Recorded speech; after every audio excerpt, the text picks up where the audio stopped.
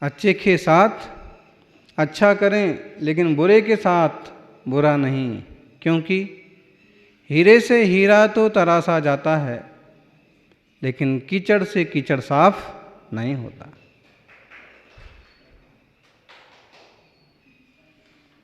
बात ज्ञान की है।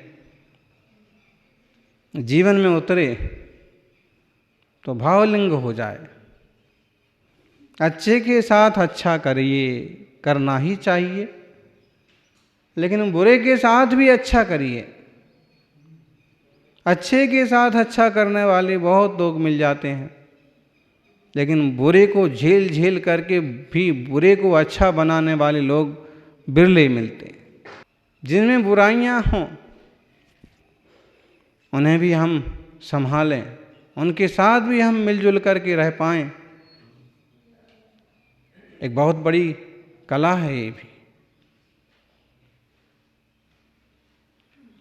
अच्छे के साथ अच्छा करिए, लेकिन बुरे के साथ बुरा नहीं। क्यों? क्योंकि हीरे को हीरे से ही तराशा जाता है। हीरे को तराशने की जो मशीन होती है, उसके पार्ट्स भले लोहे के होते हैं, लेकिन तराशने वाला हिस्सा उस पर हीरे का पाउडर होता है।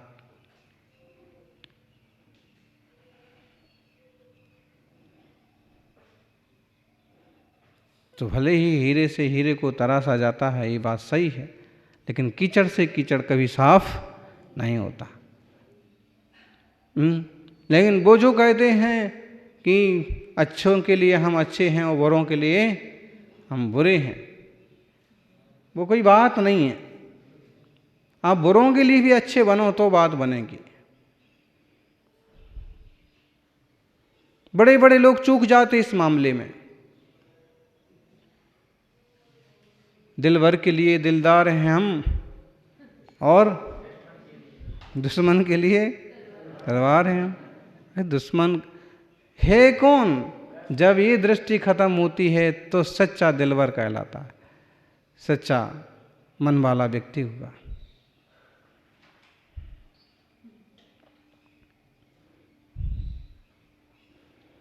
एक आश्रम में एक ऐसा विद्यार्थी आया, एक ऐसा शिष्य आया, बड़ा उद्दंड, बड़ा उद्यमी।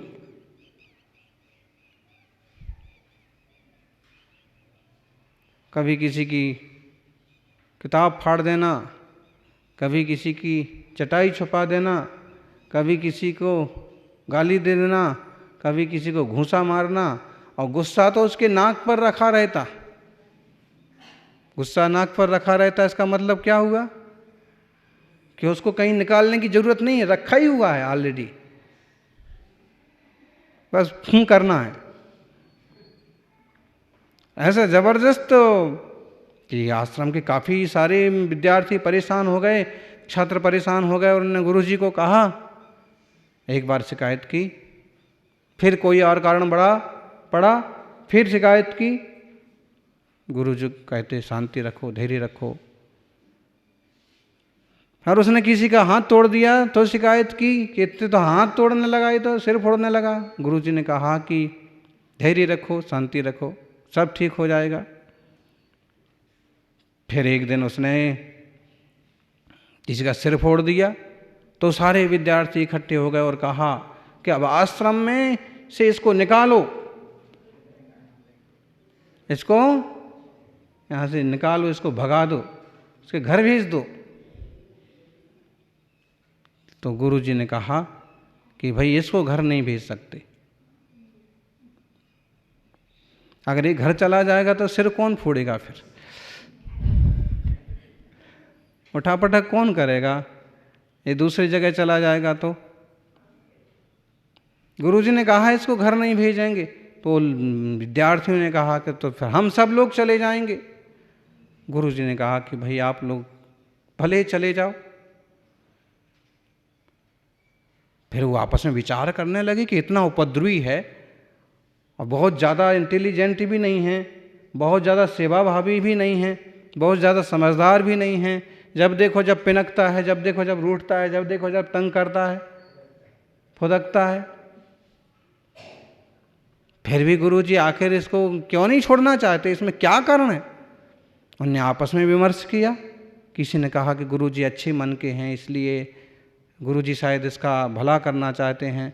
फिर किसी ने ये भी कहा कि गुरुजी को क्या पड़ी है, हम लोग भी हैं 50 जने, हम लोगों पर ध्यान देवे ना, हीरे में से हीरा निकालें, इस कीचड़ में से क्या हीरा निकलेगा। तरह तरह की बातें हुई। फिर भी विद्यार्थी ने कहा देखो गुरुदेव ने अपने को इतना ज्ञान दिया है, जीना सिखाया है, अपन जा कर के उनसे ही बात करते हैं कि कारण क्या है। अगर उनका कारण अपने को समझ में आएगा तो अपन रुक जाएंगे, नहीं तो अपन चले जाएंगे। गुरुजी के पास पहुँचे, नमन किया और फिर कारण पूछा कि आप इतना पक्ष लेकर के इसको क्यों रखना चाहते। उन्होंने कहा कि विद्यार्थियों, ये गुरुकुल जो है ये तो बिगड़ों को सुधारने के लिए ही खुला है, इसलिए इससे ज़्यादा बिगड़ा हुआ कौन है बताइए। और यहाँ तो बुरों को अच्छा बनाया जाता है। तुम सब अच्छे बन गए हो, तुम काफ़ी सहनशील हो, तुम कहीं और भी चले जाओगे तो कोई दिक्कत की बात नहीं, लेकिन इसको संभालना मेरी जिम्मेदारी है, इसे अच्छा बनाना मेरा कर्तव्य है। विद्यार्थियों को समझ में आया। और जब उस विद्यार्थी ने ये बात सुनी कि गुरु इतना उदार दिल के हैं और ऐसा सोचते हैं कि अच्छे के साथ तो अच्छा करो, लेकिन बुरे के साथ भी अच्छा करो, उसका दिल बदल गया और उसने सब उपद्रव करना बंद कर दिए। भाव बदलते देर नहीं लगती है, हैं? कभी कभी एक वचन से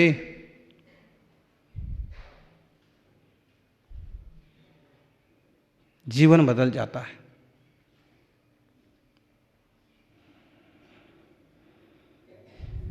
ऐसे चोर डाकू चक्के बदमाश भी हुए ना कि जिनने एक घटना सुनी, एक प्रसंग सुना, एक वचन सुना और उनका जीवन बदल गया। क्या हो, हम क्या करने चले हैं? विद्युत चोर की जो कथा है वो ऐसी ही तो कथा है। जम्बू स्वामी तो अपने में महान है, उनकी कथा, उनका चरित्र प्रसिद्ध है, लेकिन उस चरित्र में जो खलनायक टाइप का व्यक्ति है विद्युच्चर, वो कैसे बदलता है? जो कि अपन भाव पौढ़ ग्रंथ पढ़ रहे हैं और इसमें कह रहे हैं आचार्य देव कुंदकुंद स्वामी 54 नंबर की गाथा में, भावेण होई डग्गो बाहर लिंगेण किम चरणज्ञेण कम पैडेण रम नासई भावेण दब्बेण। भाव से जो नग्न है, अंतरंग विकार वासना से जो दिगंबर है, वह ही दिगंबर है, नग्न है, और वह ही कर्म प्रकृतियों का नाश करेगा। बाह्य दिगंबरत्व नग्न मात्र से क्या फायदा? इसलिए नासई भावेण दब्बेण, भाव पूर्वक द्रव्य हो तो कर्मों का नाश हो। अब भाव पूर्वक द्रव्य, अब हम जम्बू स्वामी के चरित्र में से प्रसंग देखें। जम्बू स्वामी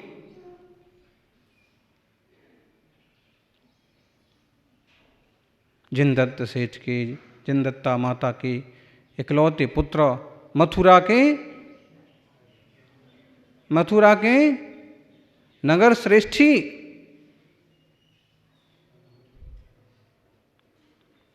नगर श्रेष्ठी के पुत्र, और उनकी पूरे पर्याय में वह शिव कुमार नाम के भाव भासना से भरे हुए राजकुमार थे, भेद विज्ञानी राजकुमार थे।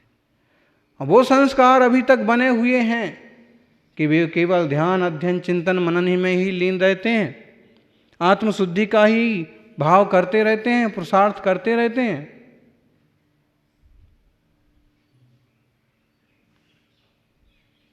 उन्हें शादी विवाह दुनियादारी की कोई रुचि नहीं है।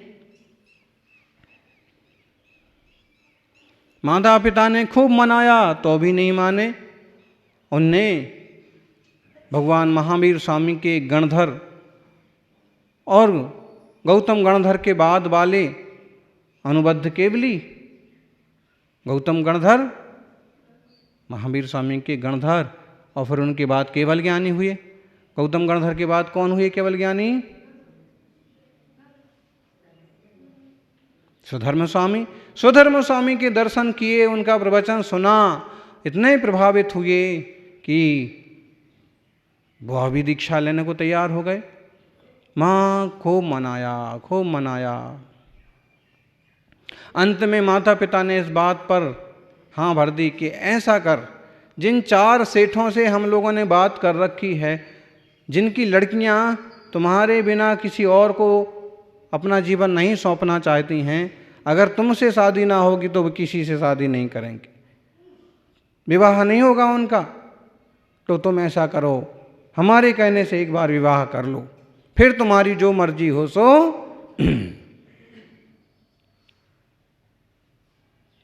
उन्होंने कहा कि भाई ठीक है, इतनी बात मान लेते हैं। देखना भावों का खेल। उनने यूं स्वीकार कर लिया, लेकिन मन में तो वीतराग भावना ही है। माता पिता ने सोचा शादी विवाह की बात तो अच्छे अच्छों की अकल ठिकाने आ जाती है, अच्छे अच्छों को राग मोह हो जाता है, इनको भी हो जाएगा। लेकिन फिर भी लड़कियों के पिता को कह दिया कि भाई इनकी भावना ऐसी है और तैयार नहीं है, और हमने इस ढंग से मनाया है। तो उन कन्याओं के पिता ने लड़कियों से बात करी। लड़कियों ने कहा जो भी है, विवाह होगा तो ऐसे धर्मात्मा से होगा, नहीं तो हम विवाह नहीं करेंगे। अच्छा, उसके बाद जो होगा सो देखा जाएगा, हमें विश्वास है कि हम मना लेंगे, समझा लेंगे, गृहस्थी के लिए तैयार कर लेंगे। हो गई शादी, बढ़िया धूमधाम से विवाह हो गया नगर सेठी के श्रेष्ठ पुत्र का, जम्बू स्वामी का। फिर क्या हुआ? फिर रात में सब इकट्ठे हुए, बैठे चारों दुल्हन बहुएं और जम्बू स्वामी। माता पिता अपने ठिकाने, माँ खिड़की से कान लगा के सुन रही है क्या बातचीत हो रही है। बेटा तो बड़ा जो है ना वीतरागी है, पता नहीं क्या समझाएगा लड़कियों को, और लड़कियां किस ढंग से इसको समझाती हैं। और इतने में रात में आता है विद्युच्चर नाम का चोर, पूदनपुर का राजकुमार, अपने बड़े भाई से नाराज होकर के 500 सुभटों के साथ निकल पड़ा था। चोरी डाका डाल करके, दादागिरी करके अपना जीवन चलाता था। तो वो बैठे हुए थे आपस में, अंदर चर्चा चल रही, और डाकू भी कि ये महिला, ये माँ, यहाँ की मालकिन अभी तक जाग रही है, सो जाए तो चोरी करें, मामला क्या है। और उधर अंदर कक्ष में, महल में बैठे हुए जम्बू स्वामी और उनकी 4 बोलो 8 बोलो 8 कन्याओं का भी उल्लेख आता है, और वो समझा रहे हैं, वो उनको समझाते हैं, वो उनको समझाते हैं। लड़कियां कोशिश करती हैं कि संसारी बन जाएं, वो कोशिश करते हैं कि ये भी सन्यासी।